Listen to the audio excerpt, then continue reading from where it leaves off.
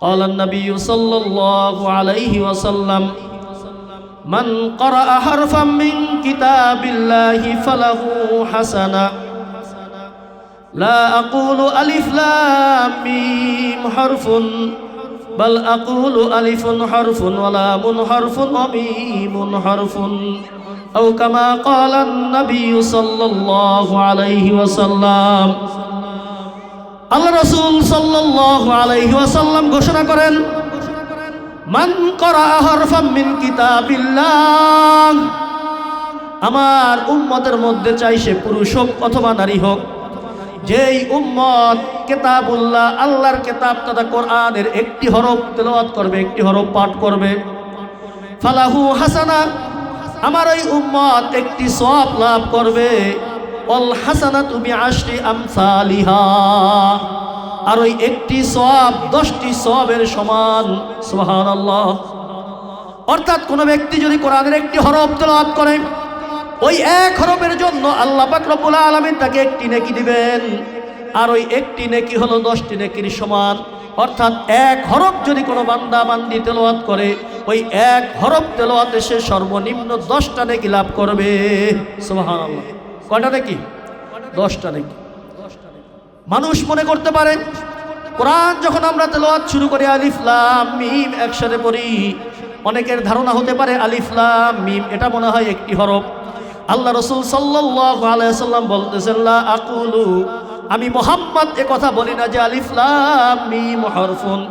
তোমরা এটা মনে করো না আলিফ লাম মিম এই তিনটা মিলা মনে হয় একটি হরফ, এই তিনটি হরফকেও পাঠ করলে 10টি নেকি পাবে। আসলে বিষয়টা এমন না। আমি মুহাম্মদ এটা বুঝাইতে চাইতেছি না, আমি মুহাম্মদ তোমাদেরকে কথা বলতেছি না, বরং আমি বলি বাল আকুলু আলিফুন হরফুন ওয়া লামুন হরফুন ওয়া মিমুন হরফুন। বরং আমি বলি কোনো ব্যক্তি যদি আলিফ লাম মিম পড়ে, তাহলে আলিফ হলো একটা হরফ, লাম হলো একটা হরফ, আর মিম হলো একটা হরফ। তার মানে আলিফ লাম মিম পড়লে 3টা হরফ পড়া হবে। কোনো বান্দা বান্দি যদি আলিফ লাম মিম তেলাওয়াত করে, তাহলে তার আমল নামায় 30টি নেকি লিখে দেওয়া হবে। সুবহানাল্লাহ। কয়টি নেকি? 30টি নেকি লিখে দেওয়া হবে। তার মানে প্রত্যেক হরফে হরফে 10টি করে নেকি লেখা হবে। এখানে আল্লাহ রাসূল সাল্লাল্লাহু আলাইহি ওয়াসাল্লাম বলেন আলিফ লাম মিম, এই আলিফ লাম মিম এই যে হরফটা আছে, 3টা হরফ সূরা বাকারা শুরুতে যে আছে, এই 3 হরফের অর্থ কি দুনিয়ার কোনো ব্যক্তি বলে নাই, আল্লাহ রাসূল আমাদেরকে বলে যান নাই। এই আলিফ লাম মিম এই হরফের অর্থ কি? বরং মুফাসসিরে কেরাম, যত মুফাসসিরে কেরাম আছে সকলে বলেন এই আলিফ লাম মিম এর দ্বারা আল্লাহ কি উদ্দেশ্য করেছেন এটা আল্লাহ নিজেই ভালো জানেন। অর্থাৎ এর দ্বারা আমাদের বুঝে আসলো কোরআন বুঝে পড়ুক অথবা না বুঝে পড়ুক, যেভাবেই পড়ুক না কেন, কোনো ব্যক্তি কোরআনের একটি হরফ তেলাওয়াত করলে অটোমেটিক সে 10টি নেকি পাবে। সুবহানাল্লাহ। কারণ রাসূল এখানে স্পষ্ট করে দিয়েছেন আলিফ লাম মিম পড়লে 30 নেকি। তাহলে আলিফ লাম মিমের অর্থ কি আজ পর্যন্ত কোনো কুতুব করতে পারেন নাই, কোনো মুফাসসিরে কেরাম এর অর্থ করেন। এটাকে হরফে মুকাত্তাত বলা হয়। অর্থাৎ এগুলির অর্থ আল্লাহই ভালো জানেন। অর্থ আছে কিন্তু অর্থ কি আল্লাহ ভালো জানেন, কোনো মানুষের পক্ষে জানা সম্ভব হয় নাই। এর মানে দাঁড়াইলো যদি কোনো ব্যক্তি কোরআন বুঝে পড়ুক অথবা না বুঝে পড়ুক, এখন এক শ্রেণীর লোক বের হয়েছে, তারা বলে কোরআন যদি বুঝে না পড়ে তাহলে কোনো নেকি হয় না, কোরআন বুঝে পড়লে নেকি হয়, এই কথা অনেকে বলে। কিন্তু এই হাদিসের দ্বারা আমাদের কাছে স্পষ্ট হয়ে যায় কোরআন বুঝুক অথবা না বুঝুক, বুঝে পড়ুক অথবা না বুঝে পড়ুক, দেখে পড়ুক অথবা মুখস্থ পড়ুক, হাঁটতে হাঁটতে পড়ুক অথবা বসে বসে পড়ুক, যেভাবে পড়ুক না কেন, প্রত্যেক হরফে হরফে আল্লাহ পাক রব্বুল আলামিন তার আমল নামায় 10টি করে নেকি লিখে দিবেন। সুবহানাল্লাহ। কয়টি করে নেকি? 10টি করে নেকি লিখে দেবেন। এখন আসি আমরা এই যে মাদ্রাসাগুলি আছে, মাদ্রাসার মধ্যে কি পড়ানো হয়? এই মাদ্রাসাগুলি বিভিন্ন মোড়ে মোড়ে বিভিন্ন ভবনের মধ্যে মাদ্রাসাগুলি দেখা যাচ্ছে। অনেকে বলে এই মাদ্রাসাগুলি ব্যাঙের ছাতার মতো মাদ্রাসা হইতেছে, নাউজুবিল্লাহ বলি।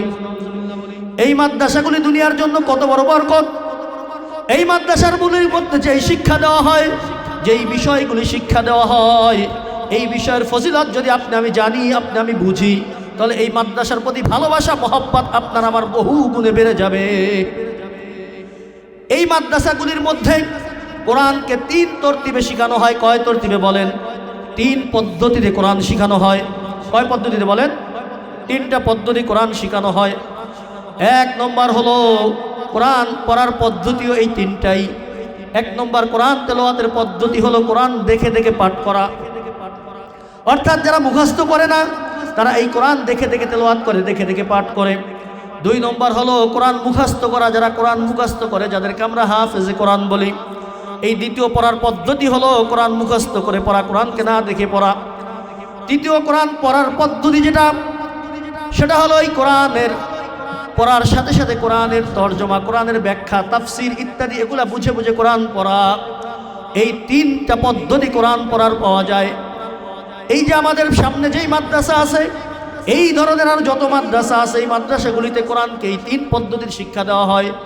কোরআন এই মাদ্রাসাগুলির মধ্যে আপনারা দেখবেন একটা বিভাগ আছে নুরানি বিভাগ অথবা কিরাতুল কোরআন বিভাগ বলা হয়, যেখানে আমাদের 3 বছর 4 বছর 5 বছর এই ধরনের ছোট ছোট বাচ্চাদেরকে ভর্তি করা হয়। এই বাচ্চাগুলি কায়দা পড়ে, আমপারা পড়ে, এরপরে কোরআন দেখে দেখে পড়া শিখে। আমাদের মাদ্রাসার ভাষায় যেটাকে বলা হয় নাজেরা পড়া, দেখে দেখে কোরআন তেলাওয়াত করে। এরপরে যখন ওই বাচ্চাটার দেখে দেখে কোরআন পড়াটা পরিপূর্ণ শুদ্ধ হয়ে যায়, এরপরে সে হেফজো পড়ার যোগ্য হয়, হেফজোখানায় ভর্তি হয়ে যায়। সেখানে গিয়ে এই বাচ্চাটা কোরআন মুখস্থ করে, কোরআন না দেখে পড়া শিখে। এভাবে দীর্ঘদিন মেহনত করার পরে, কারো 2 বছর 3 বছর 5 বছর 7 বছর লাগাতার মেহনত করার পরে একটা বাচ্চা পুরা কোরআনের হাফেজ হয়ে যায়। সুবহানাল্লাহ। এরপরে আমাদের এই মাদ্রাসার আরেকটা বিভাগ আছে কিতাব বিভাগ, যেখানে মওলানা পড়ে। আমাদের ভাষায় আমরা বলি আমার ছেলেটা মওলানা লাইনে পড়ে। এই লাইনের মধ্যে যেটা পড়ানো হয়, সেখানে এখানে কোরআনের যেই ব্যাকরণ আছে ইত্যাদি এগুলি সব পড়াইয়া এরপরে কোরআনের তাফসির, কোরআনের ব্যাখ্যা পড়ানো হয়। এই 3 ধরনের পড়ার পদ্ধতি এই মাদ্রাসার মধ্যে পড়ানো হয়, শেখানো হয়।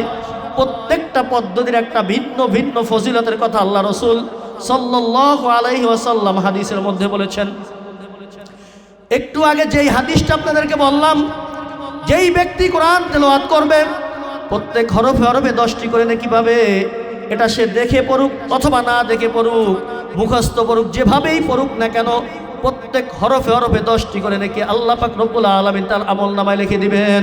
সুবহানাল্লাহ।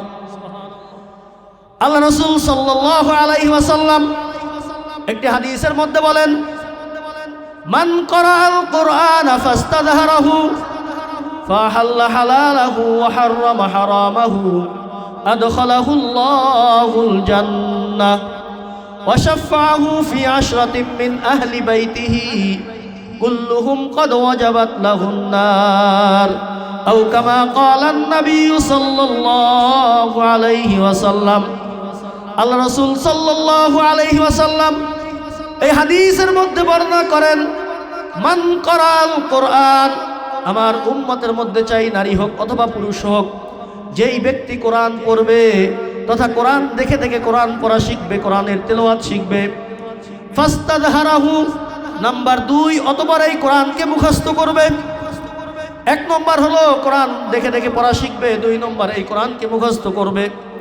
ফাহাল্লা হালালাহু ওয়া হাররামা হারামাহু, অতঃপর এই কোরআনের মধ্যে আল্লাহ পাক রব্বুল আলামিন যেই জিনিসকে হালাল বলেছেন সেটাকে হালাল হিসেবে গ্রহণ করবে।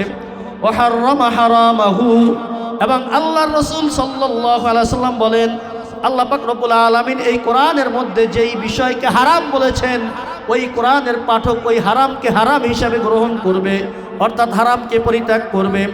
যদি এই 3 গুণ কোনো বান্দা বান্দি অর্জন করতে পারে, নাম্বার 1 কোরআন দেখে দেখে পড়া শিখলো, নাম্বার 2 সে কোরআনকে মুখস্থ করলো, নাম্বার 3 কোরআনের তর্জমা ব্যাখ্যা বুঝে ওই কোরআনের হালাল হালাল হালাল হারাম জেনে হালালকে হালাল হিসাবে গ্রহণ করে হারামকে হারাম হিসাবে বর্জন করলো।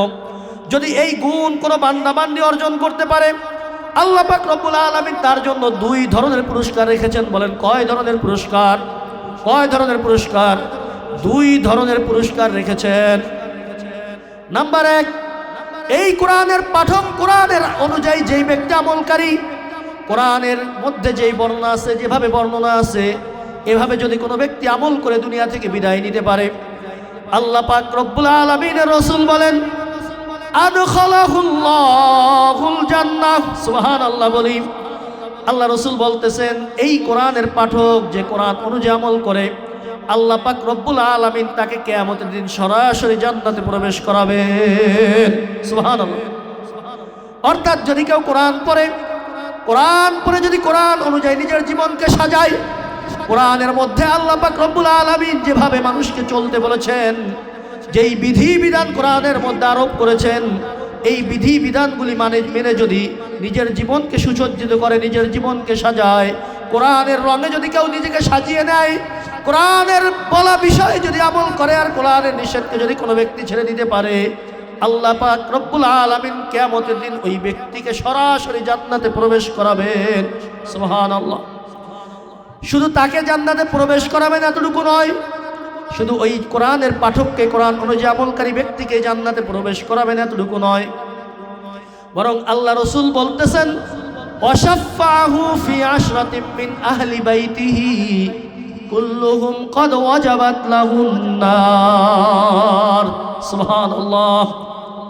শুধু কোরআনের পাঠক, কোরআন অনুযায়ী আমলকারী ব্যক্তি একা জান্নাতে যাবে বিষয়টা এমন নয়, বরং যেই ব্যক্তি কোরআন পড়লো, কোরআন অনুযায়ী নিজের জীবনকে সাজাইলো, আল্লাহ পাক রব্বুল আলামিন কিয়ামতের দিন এই হাফেজে কোরআন, এই কোরআন অনুযায়ী আমলকারী ব্যক্তিকে কিয়ামতের দিন এক বিশেষ পাওয়ার দান করবেন। কি পাওয়ার দান করবেন? আল্লাহ রাসূল বলতেছেন ওয়াশাফাহু ফি আশরাতিন মিন আহলি বাইতি। ওই হাফেজে কোরআন যে কোরআন অনুযায়ী নিজের জীবনকে সাজিয়েছে, কোরআনের বিধি বিধান নিজে পালন করেছে, কোরআনের নির্দেশ যে পালন করেছে, কোরআনের নির্দেশ অনুযায়ী যে জীবন গঠন করেছে, কোরআনের নির্দেশ অনুযায়ী যে নিজের জীবন সাজিয়েছে, নিজের পরিবারের জীবন সাজিয়েছে, ওই কোরআন অনুযায়ী আমলকারী ব্যক্তিকে আল্লাহ পাক রব্বুল আলামিন এমন এক অধিকার কিয়ামতের দিন দিবেন, যেই অধিকার বলে, যেই অধিকারের কারণে ওই হাফেজে কোরআন, ওই কোরআনের অনুযায়ী আমলকারী ব্যক্তি তার পরিবারের মধ্যে এমন 10 জন ব্যক্তির সুপারিশ করবেন। আল্লাহ রাসূল বলতেছেন কুল্লুহুম ক্বাদ ওয়াজাবাত লাহুন নার।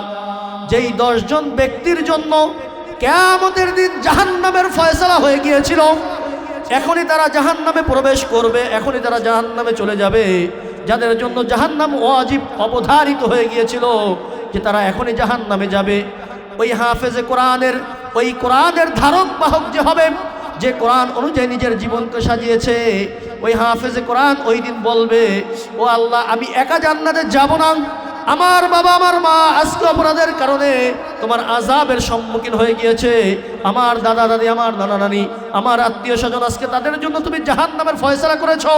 দুনিয়ার মধ্যে তারা আমার পড়ালেখার জন্য অনেক কষ্ট করেছে, তারা আমার পড়ালেখার জন্য অনেক কষ্ট করে অর্থ যোগান দিয়েছে, তারা আমাকে অনেক কষ্ট করে মানুষ বানিয়েছিল, তারা অনেক কষ্ট করে আমাকে কোরআনে হাফেজ বানিয়েছে, অনেক কষ্ট করে তারা আমাকে আলেম বানিয়েছে।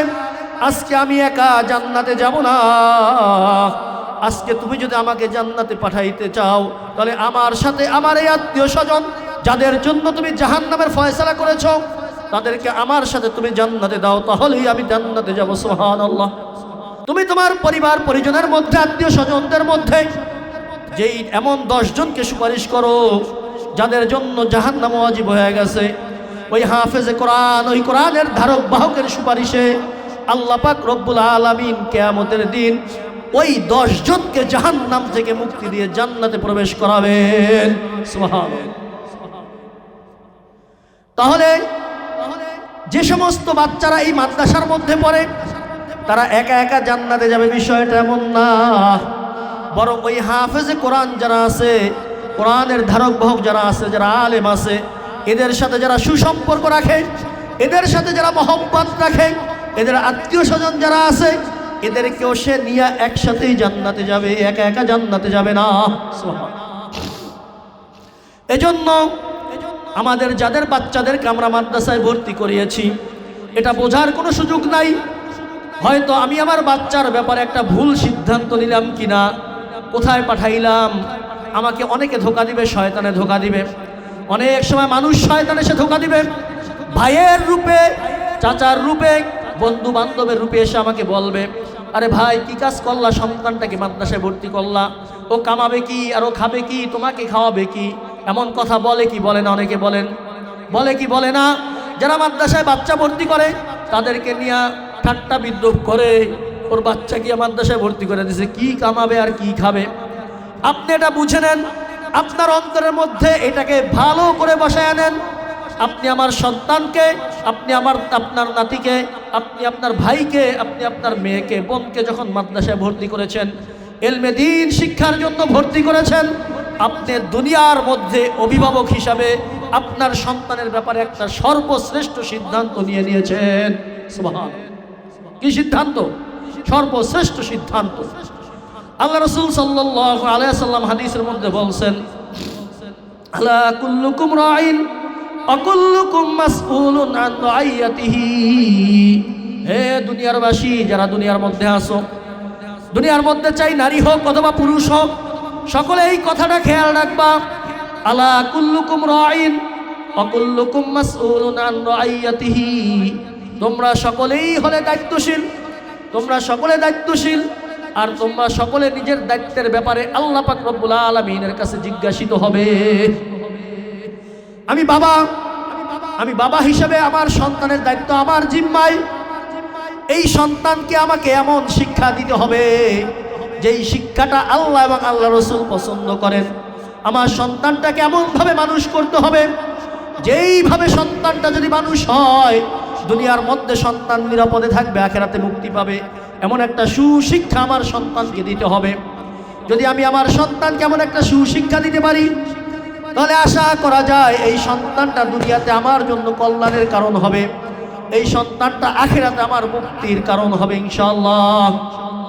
এজন্য যারা এই মাদ্রাসার মধ্যে পড়ে, এই মাদ্রাসার মধ্যে যারা পড়ে কোরআন শিক্ষা করে, হাদিসের শিক্ষা করে, এদেরকে তুচ্ছ তাচ্ছিল্য করার কোনো সুযোগ নাই।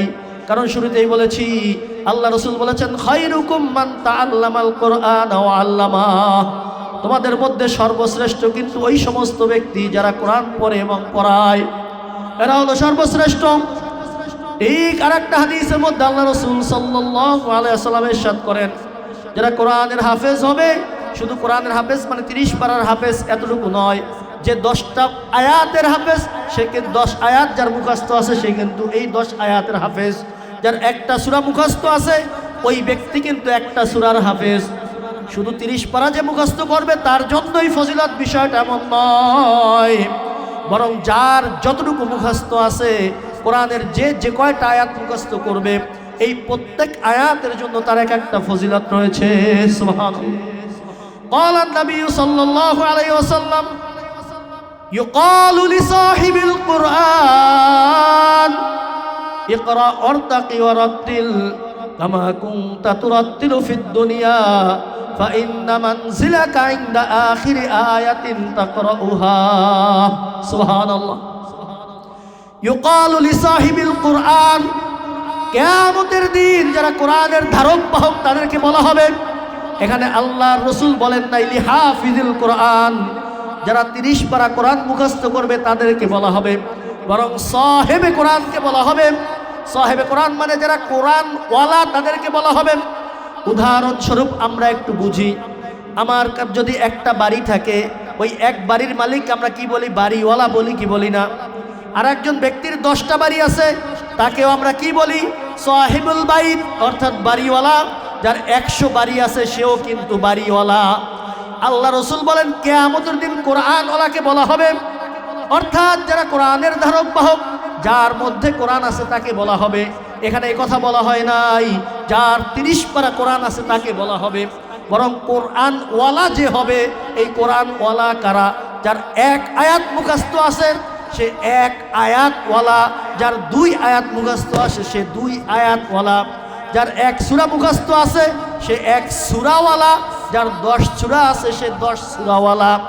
ইউকালু লিসাহিবিল কোরআন, এই কিয়ামতের দিন কোরআনওয়ালাকে বলা হবে।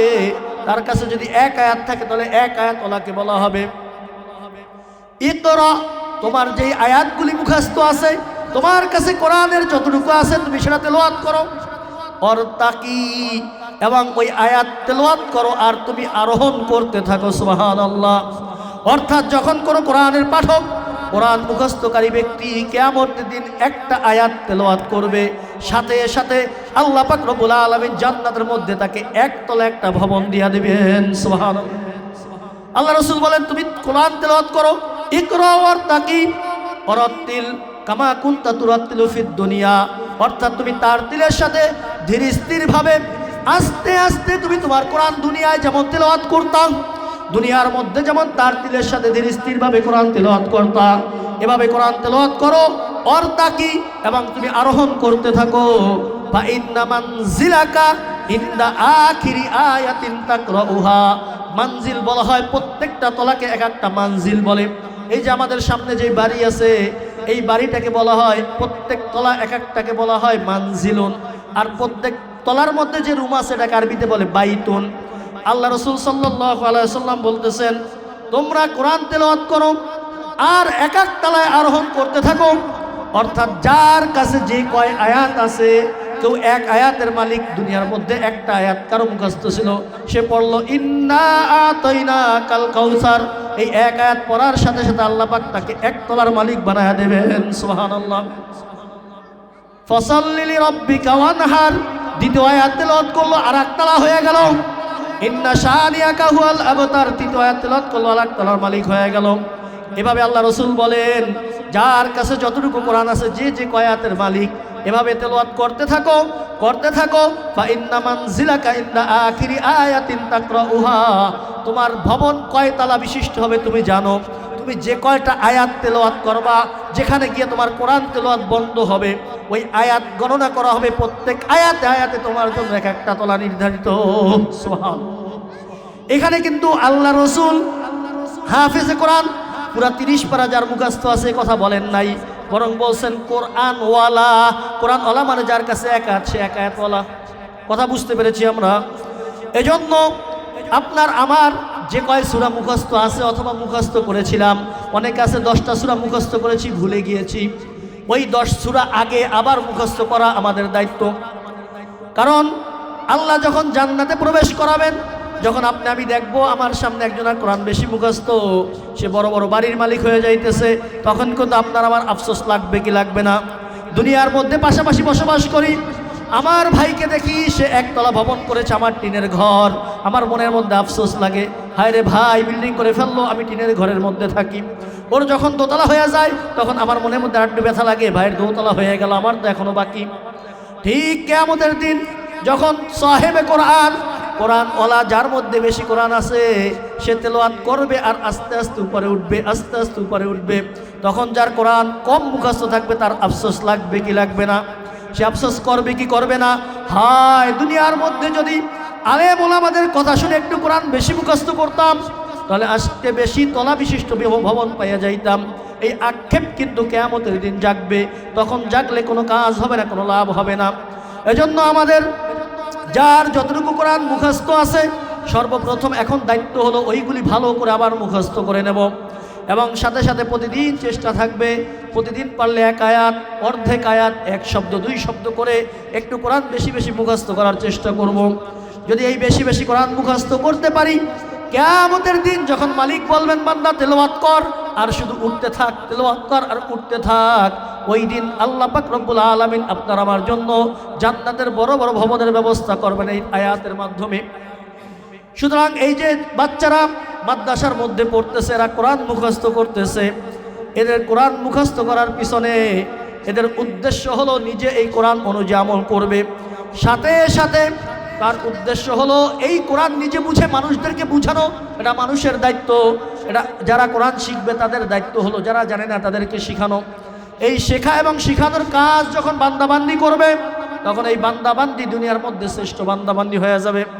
এখন আমরা যারা আছি মাদ্রাসায় পড়তে পারলাম না, মাদ্রাসায় পড়ার সুযোগ পাই নাই, আমি কোরআন তেলাওয়াত করতে পারি না, আমি তালেবে ইলম হইতে পারলাম না, তাহলে আমার জন্য করণীয় কি? আল্লাহ রাসূল সাল্লাল্লাহু আলাইহি ওয়াসাল্লাম একটি হাদিসের মধ্যে 5 শ্রেণীর লোকের কথা বলছেন। কয় শ্রেণী? কয় শ্রেণী বলি? 5 শ্রেণীর লোকের কথা বলছেন। এর মধ্যে প্রথম যে 4 শ্রেণীর লোক আছে, এই 4 শ্রেণীর লোকের কোনো এক শ্রেণীর লোক আমাদেরকে হইতে বলছেন। যদি এই 4 শ্রেণীর কোনো এক শ্রেণীর লোক আমরা না হতে পারি, যদি 5ম শ্রেণীর লোক আমরা হইয়া যাই, তাহলে আল্লাহ রাসূল সাল্লাল্লাহু আলাইহি ওয়াসাল্লাম বলছেন তোমার জন্য ধ্বংস অবধারিত। নাউজুবিল্লাহ বলি। রাসূল কি বলেন? قال النبي صلى الله عليه وسلم كن عالما أو متعلما أو مستمعا أو محبا ولا تكن خامسا فتهلك আল্লাহ রাসূল সাল্লাল্লাহু আলাইহি ওয়াসাল্লাম উম্মতদেরকে লক্ষ্য করে বলতেছেন, দয়ার নবী মায়ার নবী বলতেছেন, ও আমার উম্মতেরা, খুব ভালো করে খেয়াল রাখো, খুব ভালো করে এই কথাটা মনের মধ্যে বসায় নাও। কোন আলেমান, যদি সম্ভব হয় তোমার জন্য, যদি সুযোগ থাকে তুমি নিজে আলেম হয়ে যাও। তাহলে এক নম্বর রাসূল কি বললেন? কোন আলেমান, তুমি নিজে আলেম হও, অর্থাৎ তুমি জ্ঞানী হয়ে যাও। তুমি কোরআন শিখো, হাদিস শিখো, ফিকহ শিখো, কোরআন হাদিসের জ্ঞান অর্জন করো, তুমি নিজে আলেম হয়ে যাও। হুজুর আলেম তো হইতে পারি নাই, ছোটবেলায় বাবা মা পড়ানোর সুযোগ করে দেন নাই, সংসারে অভাব ছিল, পড়ালেখার সুযোগ পাই নাই, অথবা বাবা মা চেষ্টা করেছে, শয়তানের ধোকায় পড়ে, নফসের ধোকায় পড়ে ইলমে দ্বীন অর্জন করার সুযোগ হয় নাই।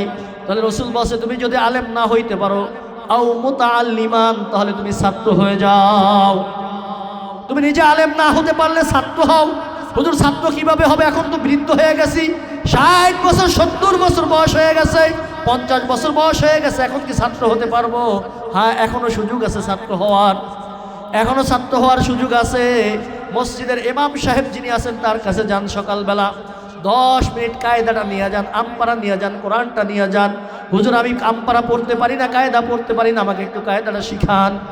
মাদ্রাসা আছে পাশে, মাদ্রাসার যারা হুজুর আছে তাদের কাছে আসেন, হুজুর আমি সময় যখন ছিল তখন শিখতে পারি নাই, আমার বয়স তো পার হয়ে গেছে, আমার কি এখন ছাত্র হওয়ার সুযোগ আছে কিনা?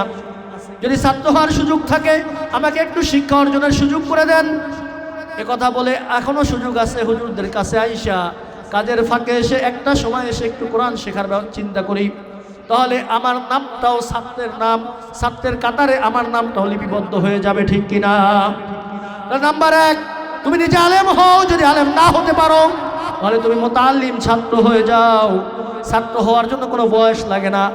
আপনি 70 বছর 80 বছর যত বছর হন, মনের মধ্যে যদি আশা থাকে, আকাঙ্ক্ষা থাকে, তামান্না থাকে, আমার মনের মধ্যে যদি এই ব্যথা থাকে, হায় জীবনটা পার করে ফেললাম, যেই কোরআন আল্লাহ আমার জন্য পাঠাইলেন এই কোরআন শিখতে পারলাম না, এখন শেখা দরকার।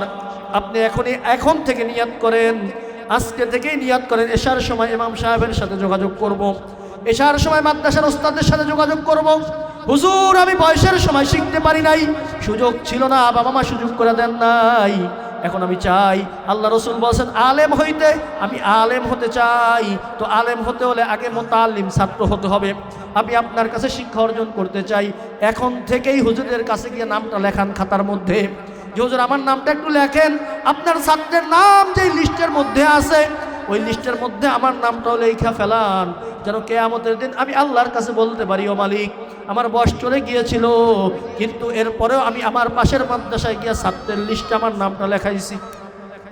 পারা যাবে কি যাবে না? পারা যাবে তো ইনশাআল্লাহ। নিজে আলেম হও, না পারলে ছাত্র হও। কয় হুজুর কি ছাত্র হব? দুনিয়ার ব্যস্ততা ছাড়েই না, দুনিয়ার ব্যস্ততা আমাকে ছাড়েই না, এত কাজ, এত সংসারের এত চাপ, কোনো সময় পাই না আলেম ওলামার কাছে যাব, একটু সময় বের করে শিক্ষা অর্জন করব, তাও আমার সুযোগ নাই। আমি আলেম হতে পারতেছি না, ছাত্র হতে পারতেছি না। আল্লাহ রসুল বলে তাহলে 3 নম্বর গ্রুপে অন্তর্ভুক্ত হয়ে যাও। 3 নম্বর গ্রুপটা কি?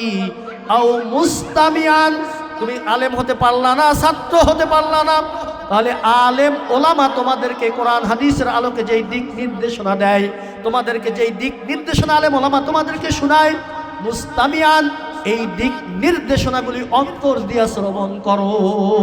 কি দিয়া? একটা হলো কানে কানে শুনলাম, শোনার সাথে সাথে বললাম হাই হুজুর যা বলে বর্তমান যুগে এটি চলে নাকি? বর্তমান যুগের চাহিদা হুজুররা বোঝে না, হুজুর যা বলে এভাবে কি চলা যায়? এটা কি মানা যায়? না না না না, তুমি নিজে আলেম হতে পারো নাই, তুমি ছাত্র হতে পারো নাই, তাহলে আলেম ওলামা কোরআন হাদিসের আলোকে তোমাকে যেটা বলে সেটাকে অন্তর দিয়ে মাইনা নিয়ে সেটা অনুসরণ করার চেষ্টা করো। কয় হুজুর আলেম ওলামাদের কথা তো ভালো লাগে, যখন শুনি খুব মজা পাই, অন্তরে ভালো লাগে, কিন্তু দুনিয়ার ব্যস্ততা আমাকে ছাড়ে না, তাদের কথা অনুযায়ী আমল করব সেই সুযোগ আমার হয় না, এখন আমার করণীয় কি? কয় তাহলে তুমি 4 নম্বর গ্রুপে অন্তর্ভুক্ত হয়ে যাও, 4 নম্বর দলে অন্তর্ভুক্ত হয়ে যাও। 4 নম্বর দলটা কি? আও মুহিব্বান, তুমি আলেম হতে পারলা না, তুমি ছাত্র হতে পারলা না, আলেম ওলামা যেভাবে তোমাকে দিক নির্দেশনা দেয়, যেভাবে কোরআন হাদিসের আলোকে তোমাকে যেই কথাবার্তাগুলি বলে সেটা তুমি মানতে পারতেছো না, তাহলে তুমি মুহিব্বান আলেম ওলামার সাথে ভালোবাসা স্থাপনকারী হয়ে যাও। আলেমের কথা তুমি শুনতে পারো না, কিন্তু আলেমের বিরোধিতা করো না, আলেমের সাথে দুর্ব্যবহার করো না, আলেমদের সাথে অসৎ আচরণ করো না। আও মুহিব্বান, আলেমদেরকে অন্তরে অন্তরে ভালোবাসো। ভালোবাসার সম্পর্ক অন্তরে হয়, মুখের দ্বারা ভালোবাসা হয় না, মুখের দ্বারা ধোঁকাবাজি হয়। কি হয়? মুখের দ্বারা কি হয়? কথা দিয়া শুধু বিজায়, হযরত আপনাকে আমি খুব ভালোবাসি, আবার সুযোগ পাইলে হযরতকে আঘাত করতেও ছাড়ে না। না না না, এমন কইরো না। তুমি নিজে আলেম হইতে পারলা না, কপাল পোড়া। তুমি ছাত্র হইতে পারলা না, তুমি দুর্ভাগা। তুমি আলেম ওলামার কথা অনুযায়ী চলতে পারলা না, তুমি হতভাগা। তোমার কপাল খারাপ, এই জন্য তোমার সুযোগ হয় নাই। তাহলে কমাস কম আলেম ওলামা দেখলে একটু ভক্তি করো, তাদেরকে একটু সালাম দাও, তাদের সাথে ভালোবাসা স্থাপন করো, তাদেরকে অন্তর দিয়া ভালোবাসো। এই 4 গ্রুপের কোনো এক গ্রুপে তোমাকে থাকতেই হবে। কয় গ্রুপ? এই 4 দলের কোনো এক দলে তোমাকে থাকতেই হবে। 1 নম্বর হলো নিজে আলেম হয়ে যাও। নাম্বার 2, নিজে আলেম না হতে পারলে তুমি নিজে ছাত্র হয়ে যাও। নাম্বার 3, যদি ছাত্র হতে না পারো, কোরআন হাদিস শেখার সুযোগ তোমার নাই, তাহলে কোরআন হাদিসের আলোকে আলেম ওলামা তোমাদেরকে যেই দিক নির্দেশনা দেয় সে অনুযায়ী আমল করার চেষ্টা করো। এটারও সুযোগ হয় না, তাহলে আলেম ওলামাকে ভালোবাসো। ছাত্রদেরকে দেখলে একটু মহব্বত করে মাথায় হাতটা বুলিয়ে দাও। ওই ছাত্রদেরকে সুযোগ হলে একটা চিপস কিনা দাও, সুযোগ হলে একটা চকলেট কিনা দাও। এটার দ্বারা আলেম ওলামার প্রতি ভালোবাসা প্রকাশ পাবে। আলেম ওলামাদেরকে দেখলে সামনে একরকম পিছনে আর একরকম কইরো না। সামনে দেখলে সালাম দেয়, পিছনে গেলে আবার ওই আলেম ওলামার বদনাম শুরু করে দেয়। তোমার বদনামে আলেম ওলামার কিছু আসে যাবে না, আলেম ওলামার কোনো ক্ষতি হবে না। তুমি এই 4 শ্রেণীর এক শ্রেণীতেও থাকতে পারলা না, তাহলে তুমি গেলা 5ম শ্রেণীতে। আল্লাহ রসুল বলতেছেন, ওয়ালা তাকুন খামিসান। ও আমার উম্মতরা, ভালো করে মনে রাখো, যেই 4 শ্রেণীর লোকের কথা বললাম, এই 4 শ্রেণীর কোনো এক শ্রেণীর মধ্যে তুমি থাইকো, কোনো এক দলের মধ্যে নিজের নামটা লেখাইও, কোনো এক দলের মধ্যে তুমি নিজেকে মিলাইয়া রাখো। ওয়ালা তাকুন খামিসান, এই 4 শ্রেণী ছাড়া 5ম ব্যক্তি হইও না, এই 4 গ্রুপ ছাড়া অন্য কোনো গ্রুপ হইও না, অন্য কোনো দলের অনুসারে হইও না, অন্য কোনো দলভুক্ত হইও না। যদি এই 4 শ্রেণী কোনো শ্রেণী তুমি না থাকতে পারো, যদি তুমি 5ম দল হইয়া যাও, তাহলে ফাতাহালিক। ও আমার উম্মাত, ভালো করে মনে রাখো, ফাতাহালিক, তাহলে তোমার জন্য ধ্বংস অনিবার্য। নাউজুবিল্লাহ। তাহলে তুমি ধ্বংস হয়ে যাবা, তোমার দুনিয়াও বরবাদ হবে, আখিরাত তুমি মাহরুম হবা। তাহলে কয় শ্রেণীর লোক হইতে হবে বলেন? নাম্বার 1, সর্বোৎকৃষ্ট পারলে আলেম হইয়া যাও। কি হও বলেন? 1 নম্বর কি বলেন? আলেম হও। নাম্বার 2, আলেম হওয়ার সুযোগ হয় নাই, বয়স যেমনই হোক, কোরআন হাদিসের শিক্ষার্থী মুতাআল্লিম হয়ে যাও, ছাত্র হয়ে যাও। নাম্বার 3, এটারও সুযোগ হয় না, মুস্তামিয়ান। আলেম ওলামা যেই কথাগুলি বলেন তাদের কথা অনুযায়ী আমল করার চেষ্টা করো। এরপরে এই 3য় যদি না হইতে পারো, তাহলে আলেম ওলামাদেরকে ভালোবাসো, তাদের সাথে তাদেরকে হিংসা করো না, তাদের সাথে শত্রুতা করো না। আলেম ওলামার মর্যাদা আল্লাহ পাক রব্বুল আলামিনের কাছে অনেক বেশি, তাদেরকে ভালোবাসো। এই মাদ্রাসা ছাত্রগুলি দেখলেই সবাই বলি এটা দুষ্ট, দুষ্টের চূড়ান্ত সীমায় পৌঁছে গেছে, বলি কি বলি না? মাদ্রাসা ছাত্ররা দুষ্ট বেশি হয়, এই কথা আমরা বলি, এটা একটা ভুল কথা এবং এটা একটা মারাত্মক ক্ষতিকর একটা কথা। মাদ্রাসা ছাত্র কি দুষ্টামি করে বলেন? হয়তো একটা ধাক্কা দেয়, এতটুকুই তো করে। মাদ্রাসা ছাত্র যদি দুষ্টামি করে কতটুকু করে? কখনো শুনছেন মাদ্রাসা ছাত্র একটা কোপ দিয়ে কল্লা ফেলাই দিয়েছে? শুনছেন নাকি? শুনছেন নাকি? একটা পেটে চাকু মারছে? শুনছেন নাকি? কিন্তু অন্য অন্য শিক্ষা প্রতিষ্ঠানের মধ্যে এই রেকর্ড আছে কি নাই? একটা কল্লা কাইটা ফেলাই দিতেছে, একটা চাকু মারতেছে, পিটাইয়া হাত পা ভাঙতেছে, রেকর্ড আছে কি নাই অন্য শিক্ষা প্রতিষ্ঠানে? বলেন। ছাত্রর দ্বারা শিক্ষক আহত হইতেছে, এমন হয় কি হয় না? কিন্তু মাদ্রাসার মধ্যে দেখান তো একটা রেকর্ড, এই কওমি মাদ্রাসার কোনো ছাত্র তার ওস্তাদকে আঘাত করছে? আমার তো জানা নাই, আমার তো জানা নাই। কিন্তু অন্য অন্য শিক্ষা প্রতিষ্ঠানে দেখেন ছাত্র কর্তৃক শিক্ষক আহত, এমন ঘটনার অভাব নাই। ছাত্রকে যদি শিক্ষক একটু কড়াকড়ি করে কিছু বলে, ছাত্র শিক্ষককে থাপ্পড়ও মারে, এমন রেকর্ডও বিভিন্ন প্রতিষ্ঠানে আছে কি নাই বলেন? কিন্তু কোনো মাদ্রাসার ছাত্র আপনি দেখাইতে পারবেন এমন আমাদের মাদ্রাসার ছাত্রগুলো আলহামদুলিল্লাহ আলহামদুলিল্লাহ এই ছাত্রগুলি ওস্তাদের চোখে চোখ রেখেও কখনো কথা বলে না। এই আদব মাদ্রাসায় শিক্ষা দেওয়া হয়। ওস্তাদের সাথে বেয়াদবি দূরের কথা, ওস্তাদ একটা কথা বললে ওস্তাদের চোখে চোখ রেখেও কথা করার দুঃসাহস ওরা দেখায় না। তাহলে ওরা দুষ্ট কোথায় হইল? সাদা জামায় দাগ পড়লে যেমন বেশি দেখা যায়, কালো জামায় দাগ পড়লে দেখা যায় না। সাদা জামার অল্প দাগটা বেশি দেখা যায়। এই জন্য আপনার আমার কাছে মনে হয় মাদ্রাসার ছাত্রগুলি দুষ্টামি বেশি করে। এটা মনে হয় এই কথা কখনো বলবেন না। এটা যদি তিরস্কার করে বলেন মাদ্রাসার ছাত্রগুলি বেশি দুষ্ট হয়, এই কথা যদি আপনি বলেন, তিরস্কার করে যদি বলেন, তাহলে হয়তো আপনার আমার ইমানের মধ্যে কমতি আছে বিধায় কথাগুলি বলতেছি। কথা বুঝে আসছে? আপনার আমার ইমানে ঘাটতি আছে মনে হয়, এই জন্যই কথাগুলি বলতেছি। মাদ্রাসা ছাত্র দুষ্টামি করে, তাদের দুষ্টামির সীমাবদ্ধতা আছে, কিন্তু এমন দুষ্টামি করে না যার দ্বারা সমাজ নষ্ট হয়ে যায়, যার কারণে সমাজের মধ্যে বিপদ আপদ আসে, বালা মুসিবত আসে, এমন কাজ মাদ্রাসা ছাত্র করে না। এজন্য আপনার আমার যদি সুযোগ হয়, আমার সন্তান যারা আছে তাদেরকে এই কোরআনের শিক্ষা দেওয়ার চেষ্টা করব। সন্তানকে পারি নাই, তাহলে নাতি পুতি যারা আছে এদেরকে শিক্ষা দেওয়ার চিন্তা করব। কারণ হলো আমি নিজে পারি নাই, না জানি আমার আমলের কি অবস্থা, কিয়ামতের দিন আল্লাহর সামনে কি নিয়ে দাঁড়াবো। রব্বুল আলামিনের সামনে তো কিছু নিয়ে দাঁড়াইতে হবে নাকি? কিছু নিয়ে দাঁড়াইতে হবে তো, কি নিয়ে দাঁড়াবো? যদি সন্তানটাকে আলেম বানাইতে পারতাম, যদি সন্তান আমলি হইতো, কিয়ামতের দিন ওই সন্তানটাকে নিয়ে দাঁড়াইতে পারতাম। সন্তানকে আলেম বানাইতে পারলাম না, ইলমে দ্বীনের শিক্ষাটাকে দিতে পারলাম না, তাহলে কমাস কম নাতিটাকে হলো শিখাই। কারণ ওই নাতি যদি ইলমে দ্বীনের ধারক বাহক হয়, 10 জনকে যদি সুপারিশ করে, আমি দাদা হিসাবে, আমি নানা হিসাবে হয়তো আমাকে সে ভুলবে না। ঠিক কিনা? ভুলবে? ভুলবে না। এই জন্য শুধু দুনিয়া চিনলাম, দুনিয়া চিনলাম, দুনিয়ার মোহে পড়ে শুধু দুনিয়া কিভাবে কামাবো, দুনিয়া কিভাবে অর্জন করব, এই চিন্তা ফিকির আপনাকে আমাকে গ্রাস করেছে। 5টা সন্তান, 5টাকেই কাজে লাগাই দিতেছি। সন্তানকে কেন বুঝাই না ইলমে দ্বীন শিক্ষা করা দরকার, কোরআন ও হাদিসের শিক্ষা করা দরকার। এই সন্তান যদি কোরআন হাদিসের শিক্ষা করে, তাহলে ওই সন্তানটা দুনিয়ার মধ্যে যদি ভালোভাবে চলে, কোরআন হাদিস মেনে যদি চলে, আখিরাতে আমাকেও হয়তো সুপারিশ করবেন। এই আশা করা যায় কি যায় না? শুধু দুনিয়াকে প্রাধান্য দিলাম, শুধু দুনিয়ার মোহে পড়লাম, দুনিয়ার পিছে লেগে গেলাম, কিভাবে দুনিয়া কামাবো, দুনিয়া কামাবো। এই অবস্থা যদি আপনার আমার হয়, তাহলে আপনার আমার জন্য ধ্বংস অপেক্ষা করতেছে। দুনিয়ার মধ্যে আপনাকে আমাকে থাকতে হবে, এই দুনিয়া ছেড়ে কেউ যাইতে পারবো না।